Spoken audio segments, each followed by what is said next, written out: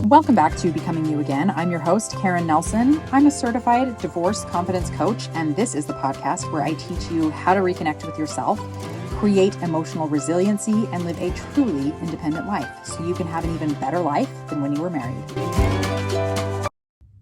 Hello, my friends. Welcome back to the podcast. I'm your host, Karen Nelson. I'm so glad you're here today. Things have been growing over in my private divorce Facebook group lately. And one thing that I'm often asked in that group is, where is the best place to start when it comes to healing after divorce? By the way, let me just give a quick shout out to my group on Facebook.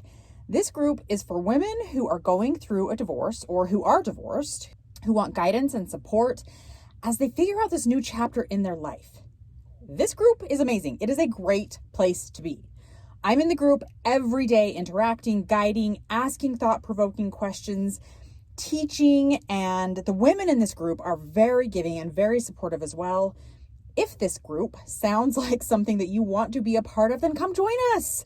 It's called Becoming You Again After Divorce. I'm going to link it up in the show notes so that you can join that way if you want, or you can just search it on Facebook. Either way, please come and join if you feel like you want a group of women that can be supportive and loving and show up for you as you go through this transition in your life. All right, that was a bit of a tangent, but let me get back on topic. So women are always asking me, where is the best place to start when it comes to healing after divorce? And my answer is always by learning to love yourself. And a big part of that self-love exploration is getting to know who you actually are and creating a good relationship with you. The majority of women who go through a divorce go through a harsh realization that they don't know themselves very well. Women are socialized, especially in Western culture, to give of themselves, to take care of others, to put others first, and really not focus on our own wants and our own needs, because doing that means that you're selfish, and being a selfish woman is ugly and wrong. Like, this is what we're taught. Maybe not outright taught this, but for sure it is in the underlying surface of everything that we see in society. It is ingrained in us from the time we are little. For me, this socialization came from my religious upbringing. I was raised knowing that it was my duty as a woman to be a wife and a mother. I was taught that my husband's needs, including his happiness and his success, were paramount. And if he was happy, then I would be happy too, as would our family. And I really believed that idea, and I put my whole self into putting my husband and my kids' needs, wants, and desires before my own. And I don't think that it's wrong to want to be a mother or to want to love your husband and support your husband. That is not what I'm saying at all. What I am saying with this podcast is that I don't want you to do those things at the expense of yourself, at the expense of having a good relationship with yourself as well, which is what I did and which is what so many of us women do. So when I was going through my divorce, I didn't know who I was. I did not know Karen, me, as a woman in many, many ways. And I have women asking me for help with this all the time as well. They're confused about who they are. They are confused about what they like. They are confused about what they want out of life. They don't know if they have hobbies. Or if they do have hobbies, they haven't allowed themselves to enjoy them for many, many years. They want help getting to know themselves after divorce, but it's been so long since they've given themselves permission to even explore this option that they are confused about where to even start. So I want to talk more about how you can get to know yourself after divorce and how you can begin to rekindle the relationship with yourself. Because this relationship with yourself, it truly is the most important relationship in your life. So the first thing that you need to be willing to do is give yourself permission to explore who you are. I say this because if you have a habit of shutting yourself down, of telling yourself no to trying something new, or buying something for yourself, or going out with friends, or doing something that sounds interesting or fun, if you have been putting your ideas and your needs and your desires and your wants on the back burner for years, then it's going to feel very uncomfortable to do things for yourself. You are probably going to feel some guilt over thinking of yourself first. And so this act of giving yourself permission can help you feel more free and open to learning more about who you are. All right, one way you can explore getting to know yourself is to ask yourself some really good questions and take some time to answer these honestly. The first question you can ask yourself is, what is your overall opinion about yourself? I want you to write that down. What do you think about yourself? What is your opinion of you? And after you write down your answer, please do it without judgment, by the way. Can we just write this down so that we can be like in scientist mode? Write down all your thoughts and then evaluate without judgment. Like, no, I shouldn't be thinking that. Yes, that's a good one. We're not going to do any of that. We are going to write them all down and then evaluate. Okay. So from there, after you've written all of your thoughts down about yourself, your opinion about yourself, I want you to decide if it's in good shape or if there's room for improvement. This is where I'm a scientist and I am evaluating my experiment of myself, right? I'm evaluating what I'm thinking of myself. Is it in good shape? If it is, amazing.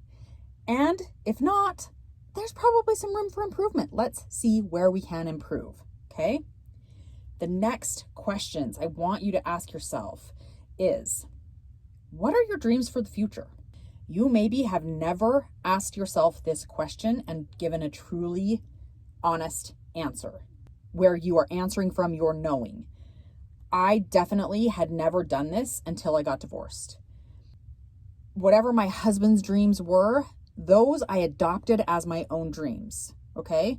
Now, maybe you do have the same dreams as him and you've decided that that is the true and honest answer. Great, go for it. But what I really want you to tap into is, what are your dreams for the future?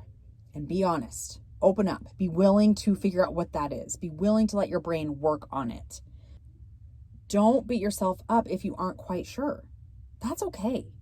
These questions are for exploring and for allowing yourself to be open. They are not for judgment. They are not for beating yourself up for not knowing or not ever asking or for taking on someone else's ideas, okay?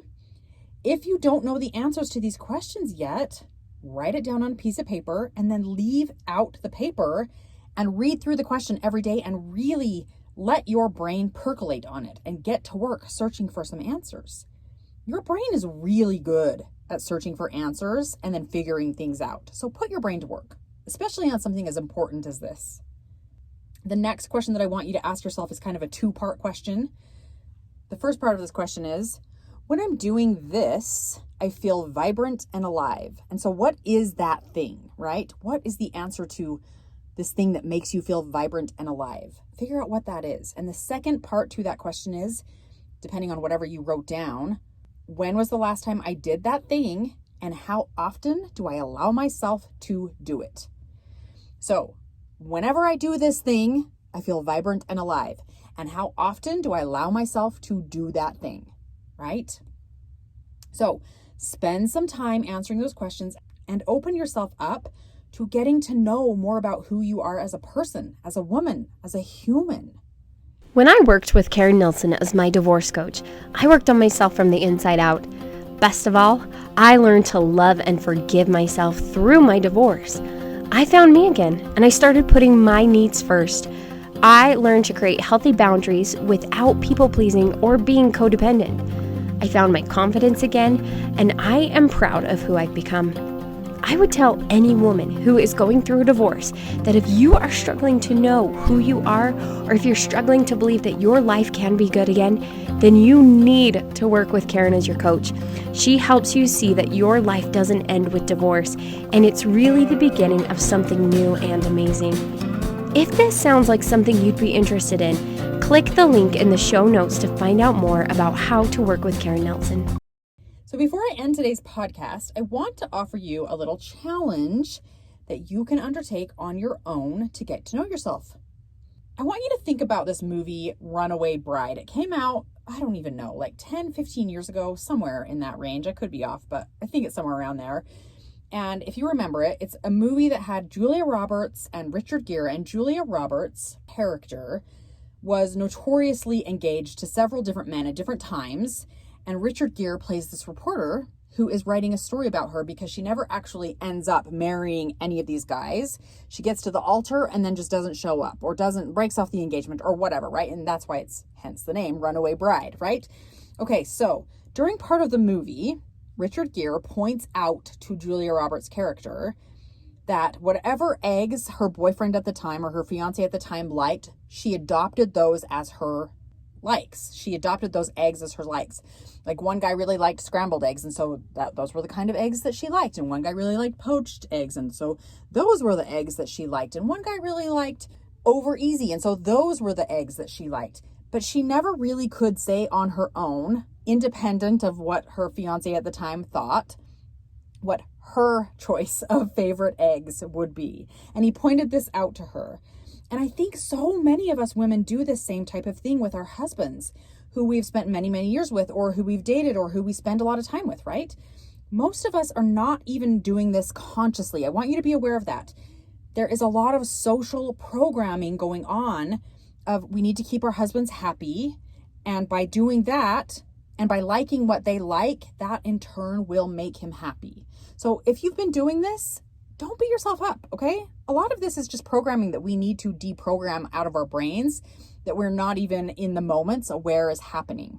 That's why you can use this podcast and these exercises and these questions to help you figure out what's actually happening inside your head. What actually are the thoughts that maybe are holding you back or keeping you from having a good relationship with yourself. And then the problem becomes when we get divorced, one of the things we really struggle with is knowing who we are, knowing our identity, what we do and don't like, what our hobbies are, what we want to move toward, what we want our future to look like, what we enjoy spending our time doing, maybe even if we want to go back to school, what we want to do, or if we want to get a job, what we want to apply for. We don't even know what those are because we've never allowed ourselves to be open to that. So here's the challenge. Again, I'm going off on a lot of tangents in this podcast, but again, let's get back to the challenge. Here's the challenge. I'm going to give you a list of 15 things that you can do to ignite your imagination when it comes to getting to know yourself better. I have a free download that you can get by clicking the link in the show notes. And this is a very comprehensive list. It's 51 ways to get to know yourself better. I'm going to give you 15 of those off of this list. But the challenge is for the next month, for the next 4 weeks, I want you to pick 1 or 2 a week and give yourself permission to do those things and figure out what you like and don't like. Figure out more about who you are as a person. Figure out more about what the hobbies are that you like, or what you want your future to look like, or what interests you do or don't have as a person. I don't want this to be a chore. I want this to be fun. Have fun with it. Be open to it. Get curious about you and who you are as a human being, as a woman, so that you can build that strong foundation of having a great relationship with you. Open yourself up to getting to know you. Give yourself permission to explore you. All right, so who is in? I hope that you all said yes and raised your hands or gave yourself a high five or whatever it is that you like to do when you are offered a challenge like this. But I hope that you will be open to really stepping into challenging yourself to get to know yourself better. All right, so here is the list of 15 ways to get to know yourself. 1, go to a restaurant by yourself and order something you've never ordered before. 2, go shopping and try on a few things that you would never have tried on before. 3, buy something nice for yourself that you've been wanting. 4, take a cooking class from a local restaurant. 5, take a dance class. 6, start a blog. 7, write in your journal. 8, learn to fix something in your home. And let me tell you, YouTube videos are a huge resource for this. 9, take a seminar, free or paid, about something that seems interesting to you. 10, listen to a book on Audible in a genre you've never really read before. 11, make a list of 10 things that are unique about you that most people don't know. 12, go to a bar alone and buy yourself a drink that you've never had before. 13, sign up for a 10K and start training for it. 14, get a meaningful tattoo. 15, write down 5 things every day that you love, like, and appreciate about yourself. All right. Again, this is not a comprehensive list. I have so many more ideas on this 51 ways to get to know yourself better. I'm sure that you could come up with probably a ton more ways of doing this if you just open yourself up to having fun with it and really trying some new things out. Go download the list, write out your own list, whatever works best for you. You can click the link in the show notes to get access to my list for free. I want you to know that you are valuable and you are worthy and you deserve to be known, especially by you. Take the time to get to know who you are and to fall in love with yourself. It is the most important work you will ever do for you. That's it for today. I will be back next week. Bye, my friends. If you like what you heard on today's podcast and you want to know more about working one-on-one with me, you can go to www.karennelsoncoaching.com and schedule your free consult to find out more. That's www.karennelsoncoaching.com. Thanks for listening. If this podcast episode agreed with you in any way, please take a minute to follow, rate, and leave a comment. And for more details, make sure to check out the show notes by clicking the link in the description.